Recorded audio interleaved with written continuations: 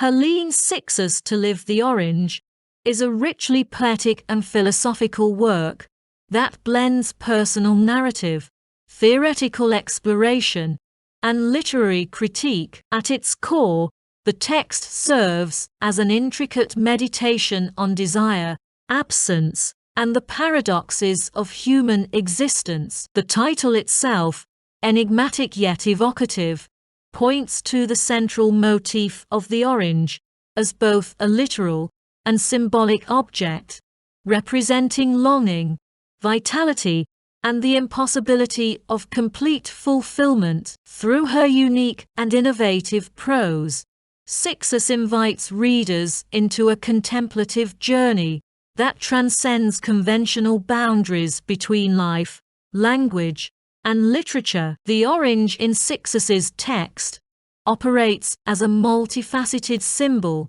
embodying the essence of life's pleasures and losses. It becomes a metaphor for the elusive nature of desire, constantly pursued but never fully attained. The act of living the orange reflects the tension between possession and lack, as the fruit's sweetness exists alongside the inevitability of its consumption. For Cixous, this interplay mirrors the human condition, where moments of joy are always accompanied by their transience. The orange thus serves as a lens through which she examines the complexities of existence, drawing connections between the sensory, the emotional, and the philosophical. Cixous's writing is imbued with an intense awareness of absence, a theme that permeates the text. Absence for her is not merely a void, but a generative force that shapes human experience and creativity. The orange, with its bright and vivid exterior, becomes a symbol of what is yearned for, but ultimately unattainable. This yearning drives the narrative forward, underscoring the idea that life itself is defined by the pursuit of that which remains just out of reach. Cixous connects this notion to the act of writing, suggesting that the writer, like the seeker of the orange, is forever chasing an elusive ideal. The text becomes a meditation on the nature of artistic creation, where absence fuels the desire to write, and the process of writing becomes an attempt to bridge the gap between presence and loss. The interplay between language and desire is a central concern in To Live the Orange. Cixous explores how language both reveals and conceals, offering glimpses of meaning,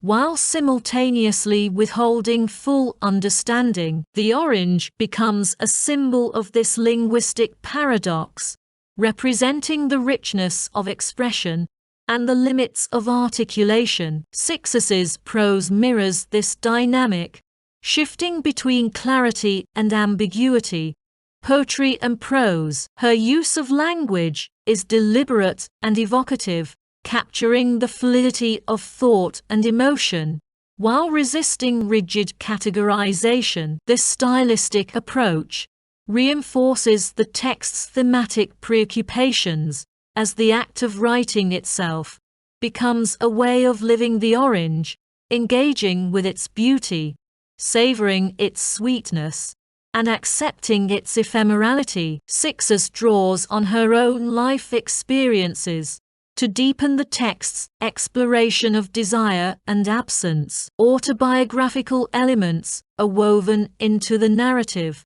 blurring the line between the personal and the universal. Through these reflections, she examines the ways in which memory, loss, and longing shape the self. The orange, in this context, becomes a repository of personal and collective histories, a symbol of the connections between past and present, self and other. Cixous's ability to merge the intimate with the theoretical creates a deeply resonant and multifaceted text, inviting readers to reflect on their own experiences of desire and absence. The theme of otherness is intricately connected to Cixous's exploration of the orange. For her, the orange represents the other, an entity that is both familiar and foreign, desired, yet ultimately unattainable. This otherness is not limited to interpersonal relationships,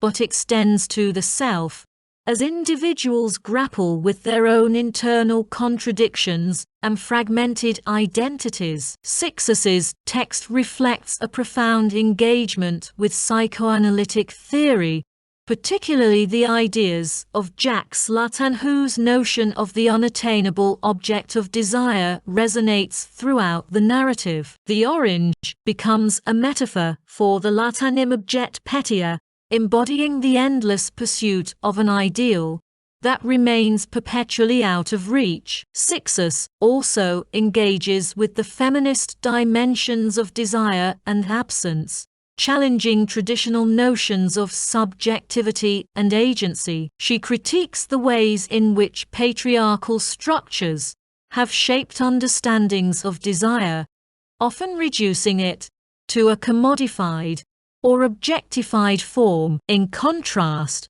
she reclaims desire as a dynamic and multifaceted force, one that is deeply intertwined with creativity, autonomy, and relationality. The orange, as a symbol of desire, becomes a site of resistance and reimagination, offering new possibilities for understanding and experiencing the self in relation to the world. The sensory richness of To Live the Orange is a testament to Cixous's skill as a writer and thinker. Her descriptions of the orange are vivid and evocative, engaging the reader's senses while simultaneously inviting philosophical reflection. The tactile, visual, and olfactory qualities of the orange are brought to life through her prose, creating a multisensory reading experience that mirrors the complexity of the text's themes. This attention to sensory detail underscores the inseparability of the physical and the metaphysical, highlighting how the material world shapes and is shaped by human consciousness. Cixous's engagement with literature and intertextuality further enriches the text. She draws on a wide range of literary and philosophical influences, weaving their ideas into her narrative, while also challenging and reinterpreting them. The orange becomes a point of connection between Cixous's own writing and the broader literary tradition, symbolizing the interplay of influence and originality. Her engagement with figures such as Nietzsche, Freud, and Proust reflects her commitment to dialogue and exploration, as she uses their insights to deepen her own understanding of desire, absence, and creativity.